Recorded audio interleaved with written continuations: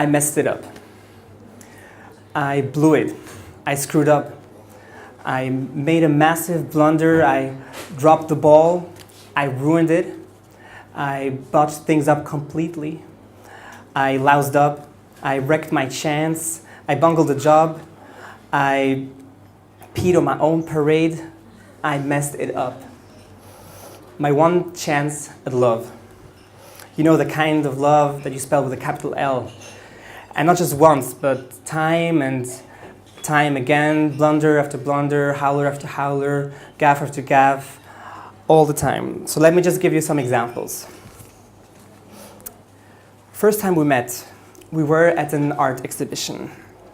And being the genius that I'm obviously not, I thought I would wear my Malaysian silk jacket that was all covered with gold and red shiny Chinese symbols and dragons. You know, I thought it was a cultural event, and I did get some looks, but not the good kind of looks that you want to get. And so let's say my outfit was at least weird, if not embarrassing, but my hair was actually worse. Back then, I used a lot of products to get like this spiky kind of look, yeah. And that particular day, my head had grown a bit long, so I think I must have used like a whole tube of gel to kind of get it spiky. And honestly, I must have looked like a peacocky punk dressing up as a Chinese. And needless to say, she almost turned around on the spot when she saw me. Like, is this the guy that I'm supposed to meet? Is this the guy that you're telling me about? Somehow she didn't walk away that day. A couple months later, she's still talking to me. And we plan to meet up with some other friends to go to this concert that she's been looking forward to for months. And it's in her city, and she's agreed to pick me up from the train station with her car and with her friends.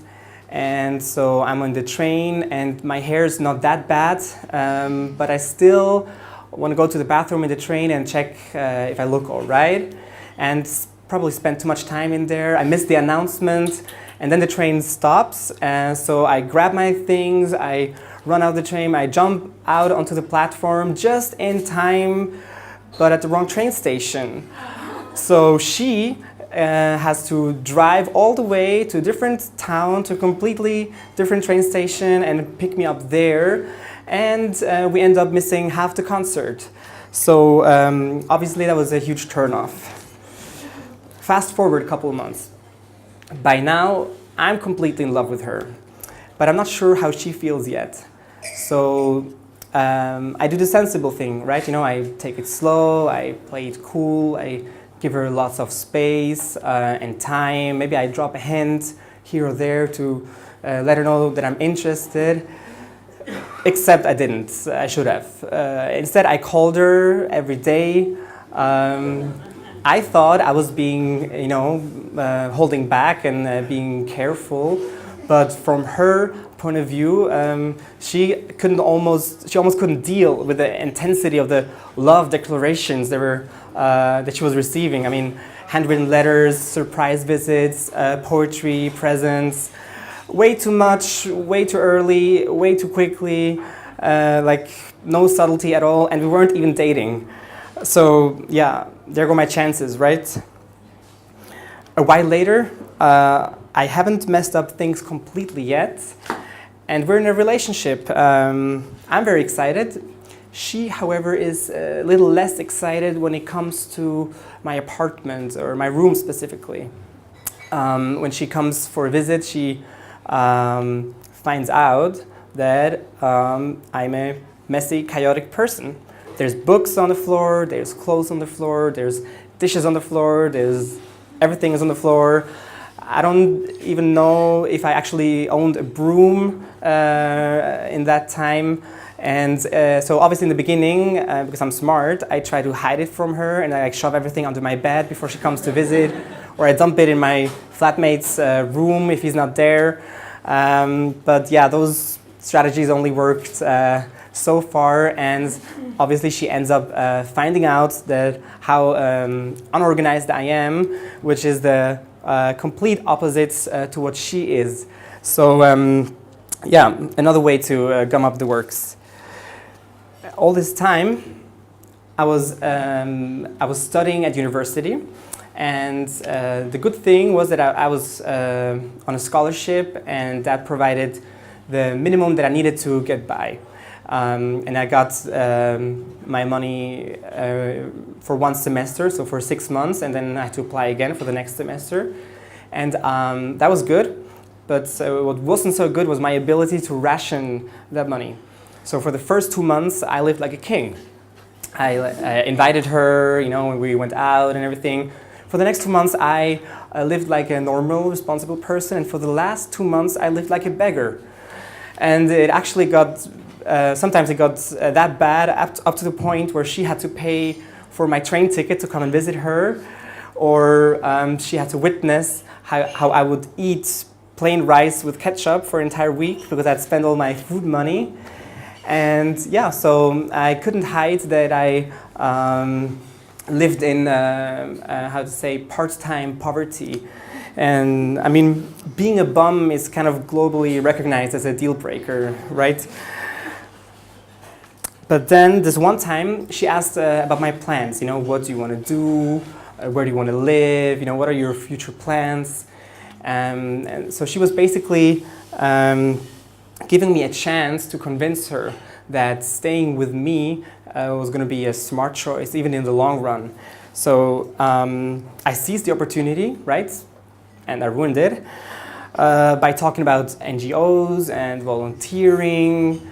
And if you don't know, volunteering means no money at all. And what I should have said was I should have talked about a steady job with a nice house, with a nice garden for hypothetical kids to play in, with a nice car, or maybe 2 cars. And so, but I did the other thing, and then I started talking about all the countries that I would like to visit or would like to actually live in. And they were the countries that were currently in the news. And that's because people were dying there and bombs were exploding. And I was telling all these things to a Swiss girl who was used to living in one of the safest countries in the world. So that didn't go great. Much later, we're still together, and I wanted to make a romantic gesture. I wanted to surprise her. So I was working on this project, getting, you know, buying things and drawing and thinking what she would like, and then it actually took me days and even weeks to work on that project, which I thought was going to be a really great surprise. And while I was thinking I was doing the most romantic thing ever, on the other side, I was completely ignoring her because I didn't have time to meet her because I was working on the project. And my phone calls were getting shorter and shorter because I didn't want her to find out what I was actually doing. It was supposed to be a surprise, right? And so, well, I thought I was doing like the most sweetest thing ever. She was feeling ignored, she was feeling lonely, up to the point where she thought I didn't care about her anymore. And she was questioning our entire relationship. And she actually thought I was being kind of a jerk.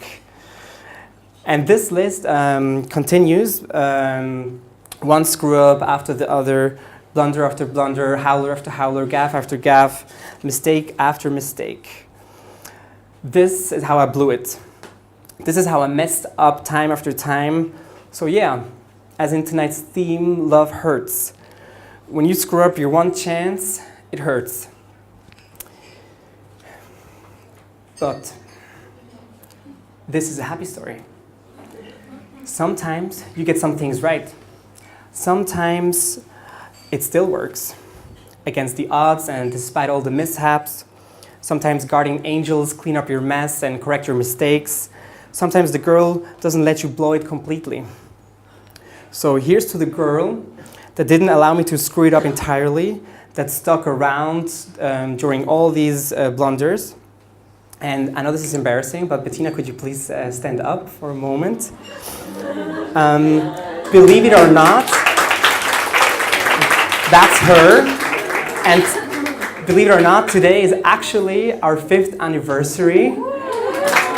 She's given me 2 beautiful children that are hopefully sleeping right now or causing the babysitter a lot of trouble. Could be both. And she's my favorite person in the world. And I just want to wrap up this story by saying that I love you, and falling in love with you and choosing you was definitely not a blunder or a mess up or a mistake, but probably the best thing that I ever did in my life. Thank you very much.